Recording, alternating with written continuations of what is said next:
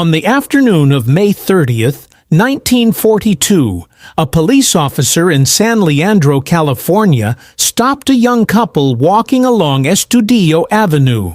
It was a routine stop. The man reached into his pocket and produced his draft registration card.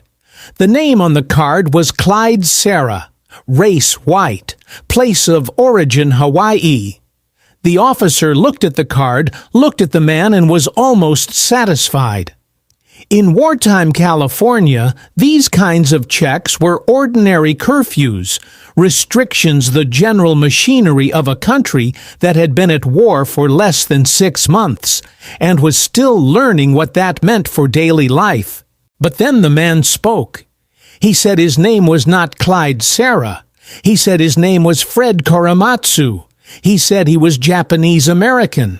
The officer arrested him. The next morning, the local newspaper ran the story. The headline read, "Jap spy arrested in San Leandro." He was not a spy. He was a 23-year-old welder from Oakland who had grown up in a house on the east side of the bay, the son of immigrants who ran a flower nursery. A man who liked baseball and had a girlfriend named Ida, and had decided when the order came to report to a government assembly center that he was not going to go. He had not gone. He had altered his appearance, minor surgery around his eyes, enough to blur the immediate recognition, changed his name, told people he was from Hawaii, and stayed in the Bay Area with the woman he loved, while 120,000 of his fellow Japanese Americans packed their belongings and boarded buses to places most of them had never heard of. He had almost gotten away with it. And then on a sidewalk in San Leandro, he told the truth. I have thought about that moment for a long time. Not the arrest. The moment before the arrest, the moment when a police officer was about to let him go, and Fred Korematsu said, "Wait, my name is not what I told you.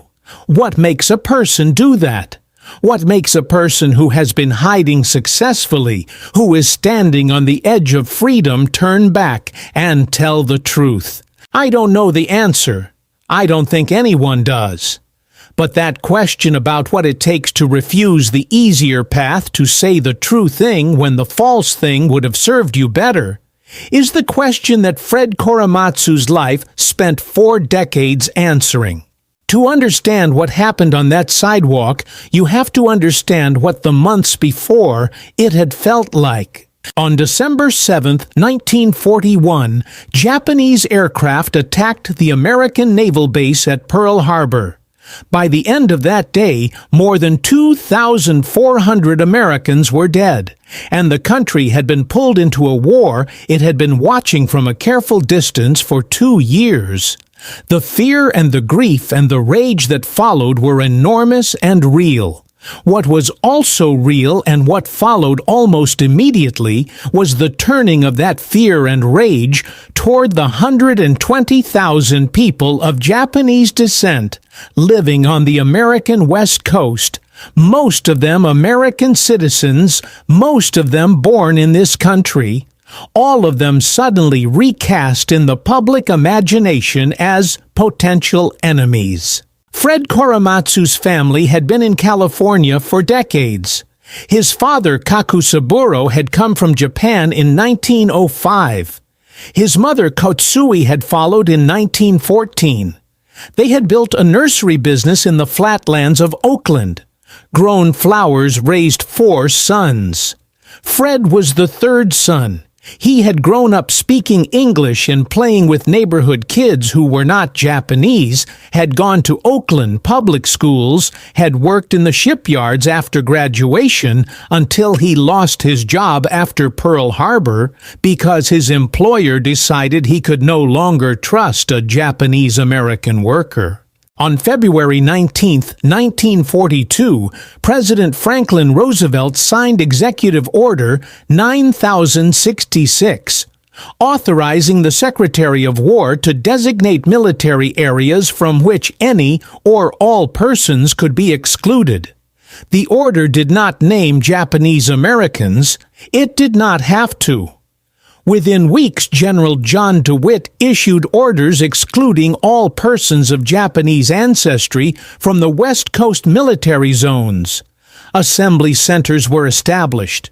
Relocation centers camps were set up inland in the deserts and mountains and flat agricultural plains of the West. The order applied to 120,000 people. It applied to American citizens. It applied to elderly people and infants and people whose families had been in California since before the turn of the century. It applied regardless of whether any individual had committed any act of disloyalty, regardless of whether any evidence existed that any individual posed a threat to national security. It applied to the Korematsu family of Oakland. Think about what it means to receive that order. You are 23 years old. You were born in this country. You have done nothing wrong. And the government of the United States has told you to leave your home, leave your job, leave everything you have built, not because of anything you have done, but because of the ancestry of your parents. Your mother and father are packing their things. Your brothers are packing their things. Your neighbors are packing their things. The Japanese American Citizens League, the largest organization in your community, is telling people to comply, arguing that cooperation is the only way to demonstrate loyalty, the only way to protect the community from worse. What do? 120,000 people packed their things. Fred Korematsu did not pack his things. The Japanese American Citizens League's decision to encourage compliance is one of the most complicated and debated decisions in the history of the Japanese American community. The leaders of the JACL were not cowards or traitors. They were people operating under conditions of extreme pressure and genuine fear, trying to protect a community that was surrounded by hostility from all sides. They believed, and there was some logic in the belief, that visible cooperation would demonstrate that Japanese Americans were loyal Americans, that it would build goodwill with the government, that it would make the situation less dangerous than it might otherwise become. They may have been right about some of that. The camps were bad, but they might have been worse. History does not give us the alternate timeline. What history does give us is the fact that Fred Korematsu was not seen as a hero by his community in 1942. He was seen by many as a troublemaker, someone whose resistance could be used as justification for harsher treatment of the entire community, someone whose individual choice to fight the order made things more difficult. For everyone who had decided after agonizing consideration that compliance was the only viable path. Some members of the JACL went further than simply encouraging compliance. They reported to authorities Japanese Americans who were resisting the order on the theory that cooperation with the government was essential to the community's long-term survival. This was a painful choice, made under conditions that most of us will never face. It was also a choice that put people like Korematsu in a position of standing against not only the United States government, but the institutional voice of their own community. He stood alone in a way that is easy to romanticize from the distance of decades and is harder to fully understand up close. His family went to the Tanforan Assembly Center in San Bruno, a converted racetrack where families lived in horse stalls without him. His girlfriend Ida, who was Italian-American and therefore not subject to the order, stayed with him for a while, but eventually left. The relationship did not survive the war. He had the surgery. He changed his name. He learned to carry himself in a way that would not attract the attention he had been attracting all his life, simply by being who he was. For several months he moved through the Bay Area as Clyde Serra, as someone else, as a man who had edited his identity down to the parts that were safe to show. And then on a sidewalk in San Leandro, when a police officer was about to let him go, he stopped and told the truth.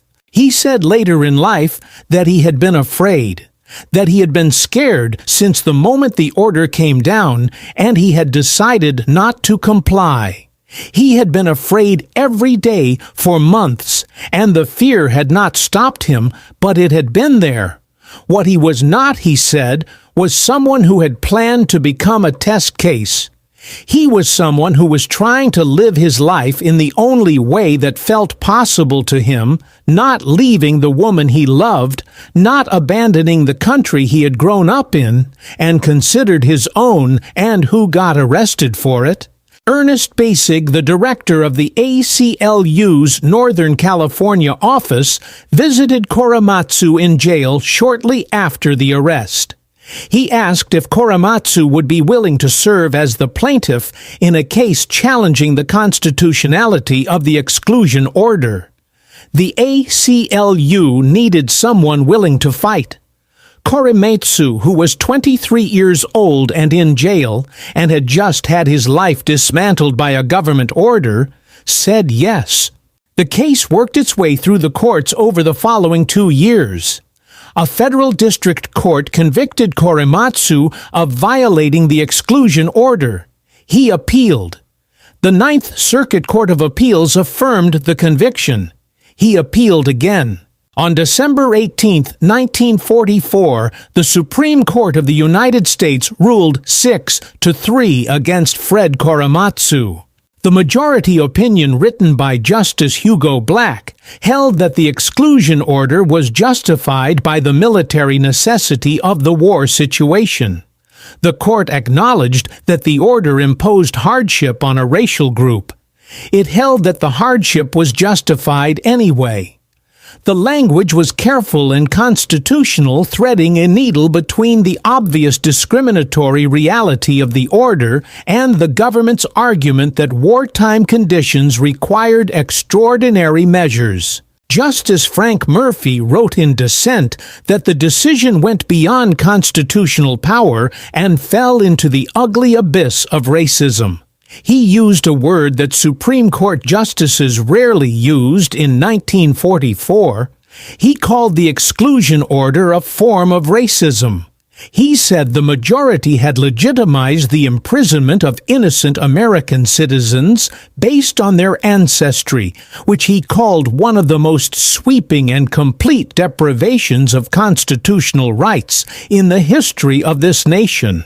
Murphy was outvoted 6-3. Korematsu was a convicted criminal under the laws of the United States. His conviction was affirmed by the highest court in the country. He was sent to a relocation center, the Topaz War Relocation Center in Utah, and spent the remaining years of the war there, the same as the 120,000 others, except that he arrived later and as a man whose legal challenge had been considered and rejected at the highest level. After the war, he came home to California. He married a woman named Catherine Pearson. He had 2 children. He worked as a draftsman and later in other trades. He moved through the post-war years in the way that many Japanese Americans moved through them, putting one foot in front of the other, building a life from what remained, not talking too much about what had happened. The community around him did the same.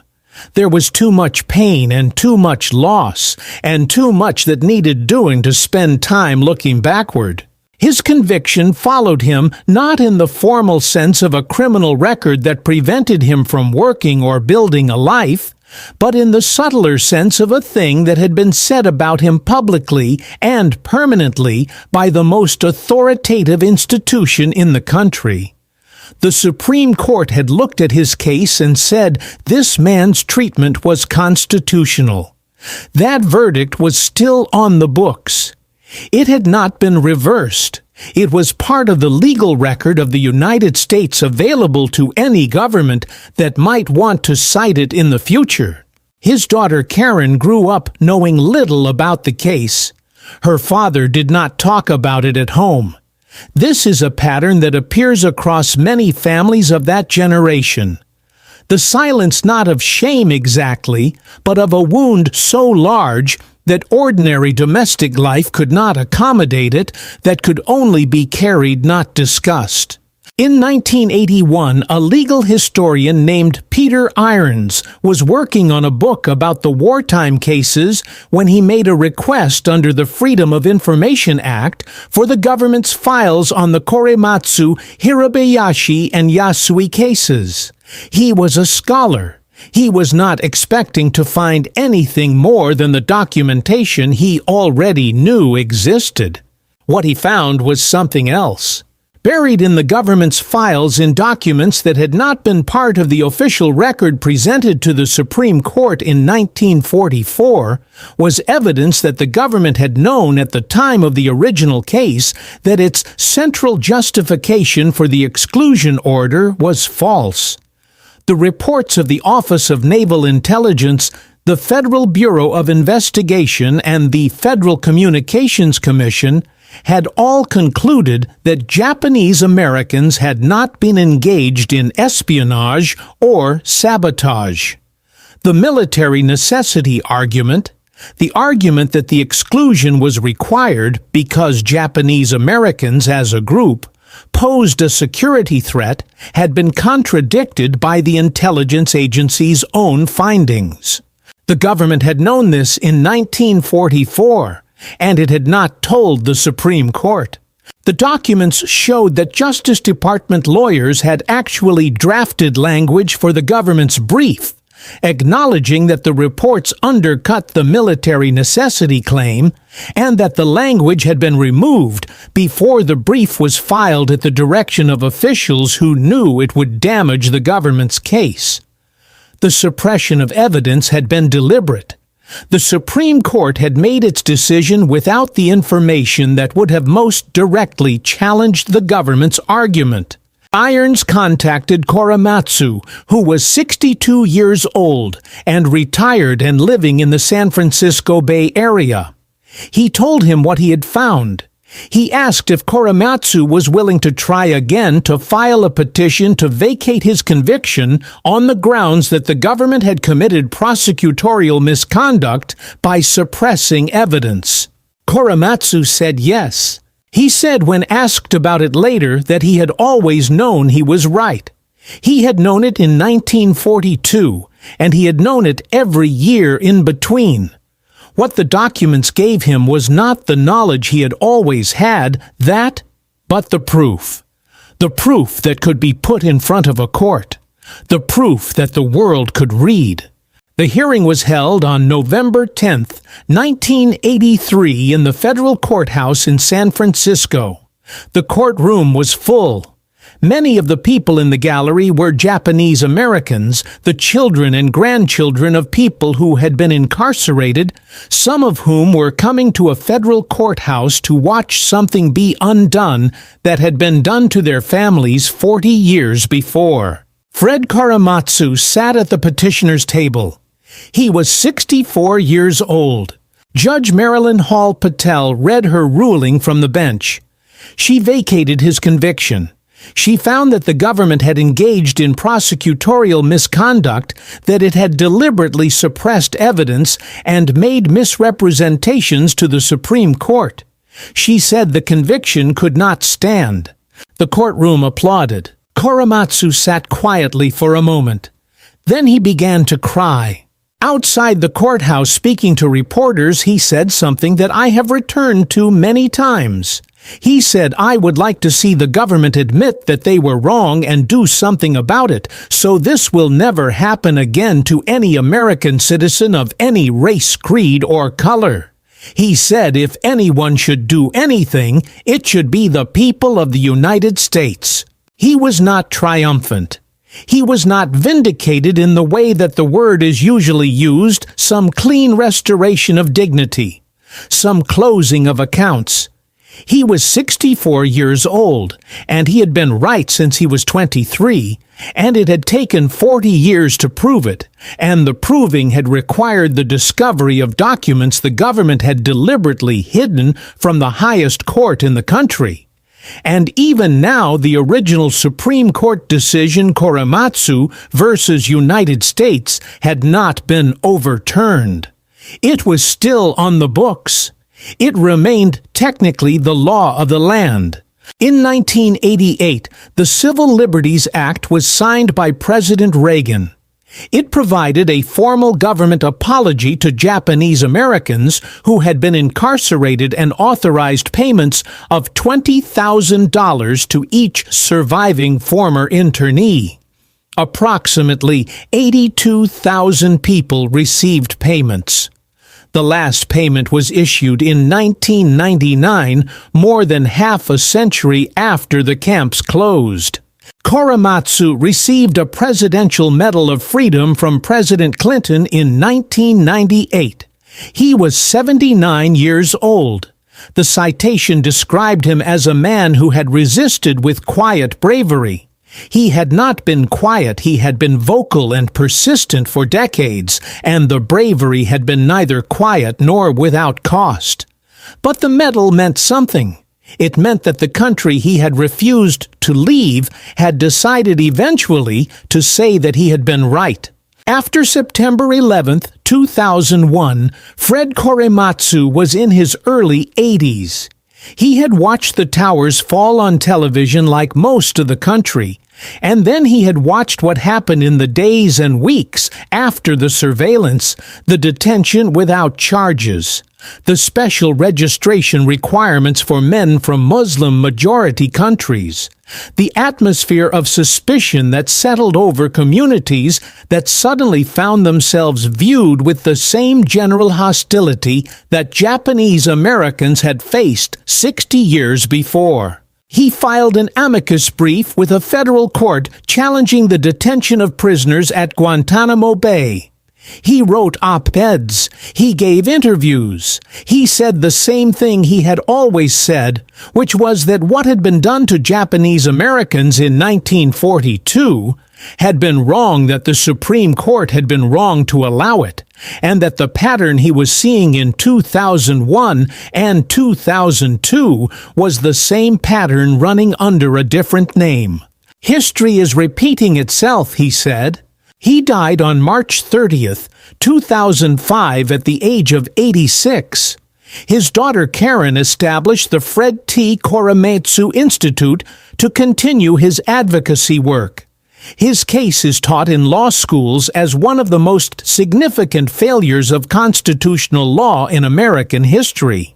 But the original Supreme Court decision Korematsu versus United States 1944 was not formally overruled until 2018 in the case Trump versus Hawaii, when Chief Justice John Roberts wrote in the majority opinion that Korematsu was gravely wrong the day it was decided and has been overruled in the court of history. He called the decision objectively unlawful. Roberts also upheld the travel ban on Muslim-majority countries that was before the court in Trump versus Hawaii. The pattern Fred Korematsu spent his last years warning about had arrived, and the Supreme Court had looked at it and found it constitutional. The footnote that rejected the old case was in the same opinion that allowed the new one. I have thought about Fred Korematsu changing his name to Clyde Sarah, about the surgery he had done around his eyes, about the months he spent in the Bay Area as someone else passing as a white man from Hawaii, trying to live his life in the only way that felt possible. There is something in that period, those months of being someone else, that tells you something important about what it means to resist. He was not resisting as a hero. He was not holding a sign or making a speech or going willingly to jail for a principle. He was trying to stay with his girlfriend and keep his job and live in the city where he had grown up. He was a young man trying to make a life under conditions that were trying to prevent him from doing so. The resistance was personal before it was political. It was particular before it was principled. It began with a woman he loved and a city he would not leave. And then on a sidewalk, when the thing he had been avoiding finally arrived, he did not run from it. He told the police officer who he was. He said his name. He let them arrest him. I have wondered if he already knew in that moment that he was going to fight it, that he was not simply surrendering, that saying his name was the beginning of something rather than the end. I do not know. He did not say, in any account I've found, what he was thinking when he handed over the registration card with the wrong name on it and then told the truth. What I know is that 120,000 people were told to leave their homes, and they left. Fred Korematsu was told to leave his home, and he stayed. He was wrong about the law in 1944. He was right about everything else. It took 40 years and a researcher with a Freedom of Information request and a judge who was willing to name what had happened to establish that on the record. The documents that the government suppressed in 1944, the intelligence reports showing that Japanese Americans posed no security threat, were there all along. They were in the files. They were in the same building as the lawyers who wrote the government's brief. They were withheld because the lawyers knew that showing them to the Supreme Court would damage the case for the exclusion order. 120,000 people were imprisoned because of information that was in the government's files and was never shown to the court. Fred Korematsu knew he was right. It cost him 40 years to prove it. He said after the 1983 hearing that he wanted people to know that they should not let things like this happen to them without fighting. He was 64. He had been fighting since he was 23. He would keep fighting for the rest of his life. The question his story leaves behind is the one he lived by, the one he answered in his own way on a sidewalk in San Leandro in 1942, when he could have walked away and didn't. What does it take to say the true thing when the easier thing is right there available and no one would know the difference? He knew the difference. That was enough.